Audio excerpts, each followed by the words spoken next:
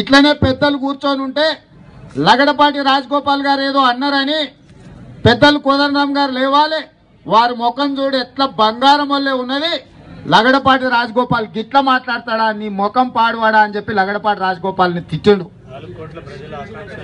4 కోట్ల ప్రజల ఆకాంక్ష అని కూడా చెప్పిండు. ఇంకా చాలా చాలా చెప్పిండు. మరి బంగారం లాంటి ముఖాన్ని కోదండరామ్ గారి ముఖాన్ని చూడడానికి నీకు ఎందుకు భయం అవుతుందని నేను అడుగుతున్నా.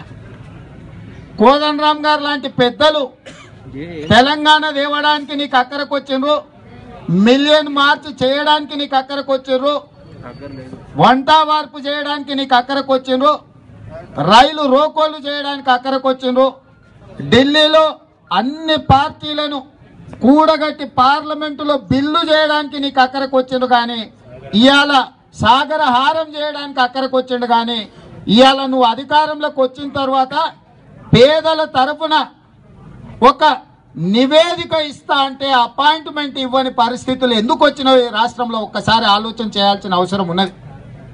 నేనైతే భావిస్తున్నా, తప్పు చేసినోడు ముఖం తప్పిస్తాడు. ఇవాళ ఈ రాష్ట్ర ముఖ్యమంత్రి తప్పు చేస్తున్నాడు కాబట్టి, వచ్చిన తెలంగాణను దోసుకుంటున్నాడు కాబట్టి, వచ్చిన తెలంగాణలో ఏ ఆంధ్ర పాలకుల పెత్తనం ఉండకూడదని కోరుకొని తెలంగాణ తెచ్చిండ్రో ఈరోజు అదే ఆంధ్ర వాళ్ళ చేతుల్లో తెలంగాణ రాష్ట్రం నలిగిపోతున్నది. కాబట్టి దానికి సమాధానం చెప్పవలసి వస్తుందని ఇవాళ కోదండరామ్ గారికి అపాయింట్మెంట్ ఇస్తలేడు. కోదండరామ్ గారి కళ్ళలో సూటిగా చూడడానికి రాష్ట్ర ముఖ్యమంత్రి గారు భయపడుతున్నారు. కాబట్టే ఇవాళ కోదండరామ్ గారికి అపాయింట్మెంట్ ఇవ్వాలన్నా, కోదండరామ్ గారిని కలవాలన్నా ఈ రాష్ట్ర ముఖ్యమంత్రి గారు ముఖం చాటేస్తున్నారని చెప్పి చెప్పక తప్పదు. అయితే ఈనాడు ఇక్కడ